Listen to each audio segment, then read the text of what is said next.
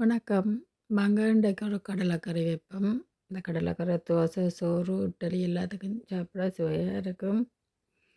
முதல்ல உருளைக்கிழங்கு, கடலையும் நல்லா அவிய போடுவோம். கடலை மசியணும். அந்தளவுக்கு நல்லா அவியணும். அதை அவிய போட்டுட்டு இஞ்சால நாங்கள் வெங்காயம், உள்ளி, பச்சை மிளகாய் எல்லாம் போட்டு தாளிப்போம். கூடவே ரொம்ப பிரியாணியில் கருவேப்பிலை, சோம்பு, கிராம்பு, கருவேப்பட்டை, வெந்தயம் எல்லாம் சேர்த்து நன்றாக தாளிப்போம்.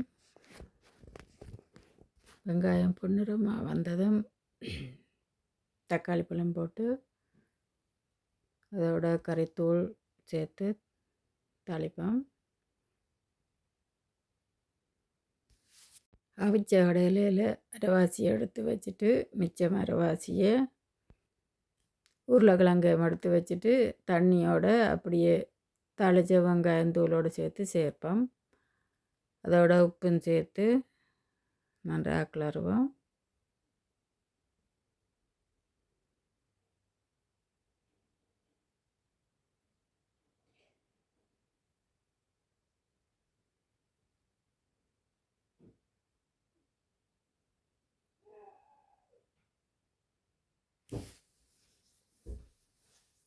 கறிப்பால் சேர்த்துக்கொள்ளுவோம்.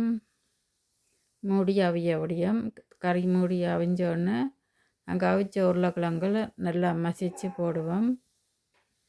இப்போ மசித்து போடுறதுக்கு தான் தோசையை சாப்பிடக்க களியாக இருக்கும்.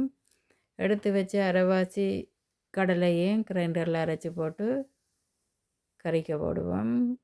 உருளைக்கிழங்கு அவிச்ச உருளைக்கிழங்கு இந்த கடலை எல்லாம் மாவாக இருக்கும். கடலை உருண்டையாக இருக்கும்.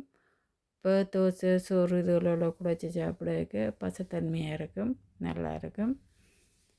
இறக்கைக்க கருவேப்பிலையை நல்லா கசக்கி போட்டு இறைச்சி சரக்கு தூள் தேசிப்புளி போட்டு இறக்கலாம். தேசிப்புளி இறைச்சி சரக்கு தூள் போட்டது வீடியோவில் பொடி உடையில் நீங்கள் போட்டு இறக்கலாம். கறி நல்ல வாசமாக இருக்கும். எல்லாத்தோடையும் சாப்பிடலாம். செய்து சாப்பிட்டு பாருங்கள். நன்றி, வணக்கம்.